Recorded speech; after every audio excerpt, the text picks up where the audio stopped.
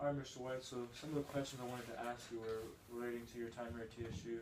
One of the questions were, when did you graduate TSU? I graduated from TSU in 1996 and 1998. Okay. How would you explain your experience here? I believe my experience was pretty good. Was able to really grow as a student and really get my life set for is being able to know how to network with folks outside of the university and within the university. Being able to be exposed to various things based on the organizations that I participated in allowed me to travel and meet people from all over the country. So what's the main thing you'd say you take away from being here at TSU?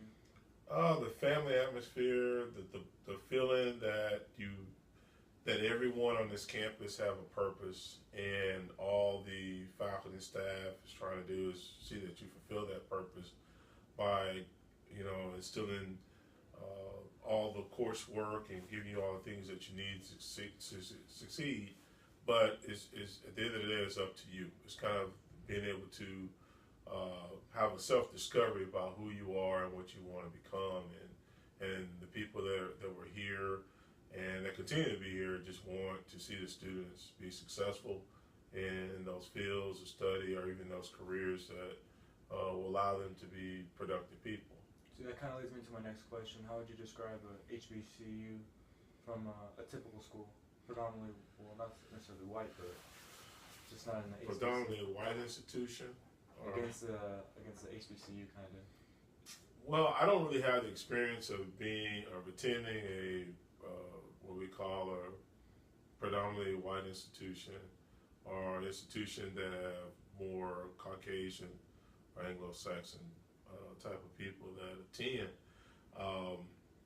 But based on my experience and working and being around different people from various schools that attend, especially people that attend those schools, it is a difference.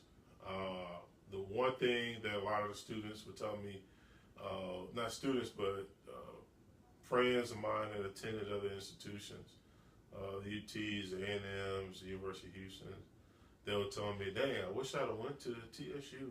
It seemed like you really have a lot more pride in your school. The historical black school? Yeah, HBCU. And that's typically for all of my friends. I have quite a few friends that graduate from both, HBCUs and predominantly white institutions. So, we always have a different type of bond. Most graduates from HBCUs, if they know that you graduate from HBCU, they treat you different. They treat you like a family. It's like, okay, you went to Southern, I went to TSU or whatever, but we're still family. We're HBCUs, and we have unique experiences that a lot of other students don't get the opportunity to have. And I could say basically the Greek life, the organizations, the leadership opportunities on the HBCU campus are totally different from the predominantly white institutions. Totally different. Because in most predominantly white institutions, you have a black student movement, you have African American studies organizations, whereas we don't really have those. We have more initiative things to really empower people. And that's not necessarily just being in an organization, but more about empowerment. And I think that's the main thing about being an HBCU compared to one of those predominantly white institutions is. What do you think the driving factor was for you coming to TSU? I really was kind of pushed by my mom. I wanted to attend a predominantly white institution in the Midwest, and she pretty much told me that's not happening. And plus, I was accepted to TSU going into my junior year in high school. I was early acceptance at that time, so everything was kind of set for me to go. My mom always wanted me to go to HBCU because I didn't have the experience of being around people that looked like me, and growing up in school. So she wanted me to have that experience, and she felt like that would, allow me to be well-rounded. So I kind of struggled with it, I would say the first semester until I had an opportunity to speak in front of my class, the freshman seminar, but sociology class, intro to college. And we were doing an activity where I had to teach the class a chapter, and the professor told me, hey, look, you taught that so well, you need to go into teaching. And I always thought about it, but never really wanted to do it. I just wanted to do pharmacy. That was one of the push that my mom gave me about coming here. Hey, go to pharmacy, like chemistry, go to pharmacy. But when I got here, I changed my major several times, and I ended up doing something in education.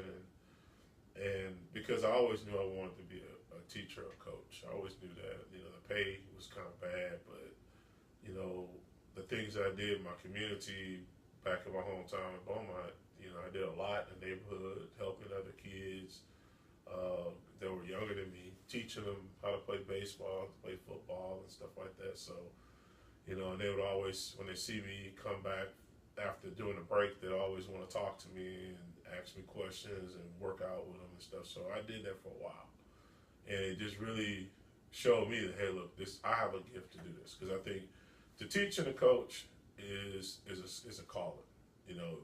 Everybody can't do it. A lot of people want to do it, but everybody can't do it because it's a special calling. Because you have to really be passionate about really empowering people, and if you can't do that, you shouldn't go in that field. So, how would you compare your experience here at TSU to, let's say, my experience? Not necessarily my experience, but how it is now.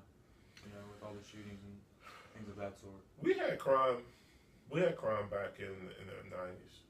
I mean, you had more people walking around the streets because the bus system was a little bit different. We didn't have the train.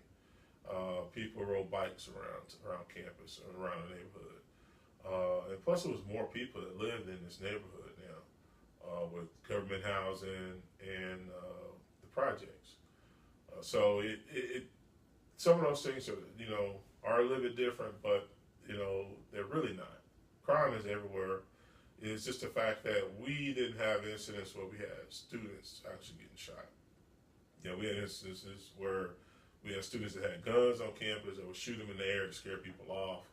But I grew up in an area where only drug dealers or real big time gangbangers would have guns. Just regular students who may have some issues with other students, they fought. They just had a fight. They'll go and have a fight. Right. And once the fight was over with, it was done. When you're on separate ways and you have respect for each other, and you may not have been the best of friends, but you at least have respect. Okay, hey, look, I stood my ground. I fought you. It's over. We squashed it. Let's move on. And whenever the few times it did go beyond that, those students didn't stay here long. They were kicked out pretty quick. Right.